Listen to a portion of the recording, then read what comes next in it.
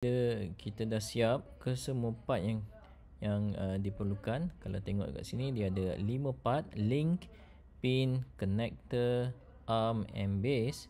Okay, so kita boleh tengok daripada assembly asal. Okay, assembly asal yang macam mana dia nak kita gabungkan ke semua part-part tersebut.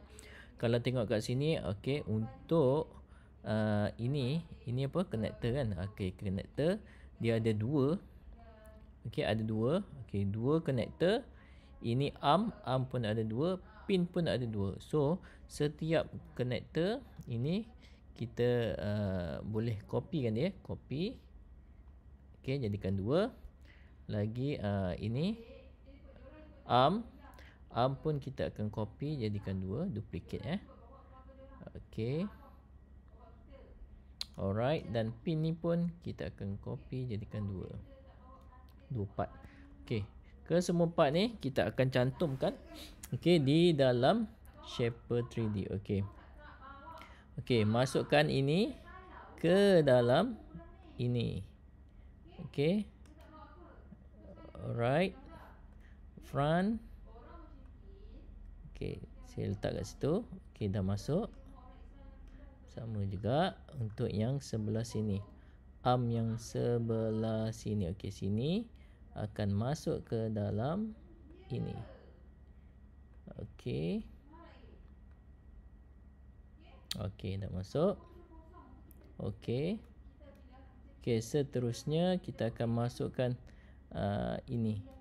Okey, connector yang pertama. Connector yang pertama ni akan masuk ke, sama dengan, align dengan lubang ni Okey, dah masuk. Okey, kemudian kita masukkan pin ni. Okey, pin ni akan masuk ke dalam sini. Okey, cuma kita kena rapatkan dia. Okey, dah rapat. Alright, seterusnya ini. Okey, bahagian mana ni? Kita tarik sikit ke tepi. Okey, ini akan masuk ke dalam lubang ni lah. Okey, bagi dia betul-betul masuk, align dengan arm kan. Okey, arm. Okey, kemudian kita rotatekan dia ke bawah 180. Alright. Okey. Okey, kemudian pin ni akan masuk ke dalam lubang ni. Okey, terbalik, kita klik sini, dia akan flip. Okey, dia dah lock situ. Okey, kemudian ini akan masuk ke sini. Cuma kita kena betul-betul bagi dia rapat, consider dengan ni. Okey, dan kita boleh pusing dia punya ini 45 degrees. 45. Okey, cuba tengok bawah. Okey, okey, ni dah masuk, ini dah masuk. Cuma kat sini kalau kita tengok, okey, dia tak betul-betul masuk Okey, dia perlu ke kiri sikit. Okey, kiri sikit. So kita perlu gerakkan ini. Kita kena gerakkan sikit. Sorry. Okey, kita tarik dia ke bahagian atas ni dan kita pusingkan dia. Okey. Alright, 40 degrees. Okey, so okey. Nampak dia dah masuk pada lubang ni Okey, so siap untuk assembly di dalam Fusion. Okey, kemudiannya kita boleh jadi letak dia punya visualization, color. Okey, kalau yang tadi saya ada letak dah color sebenarnya.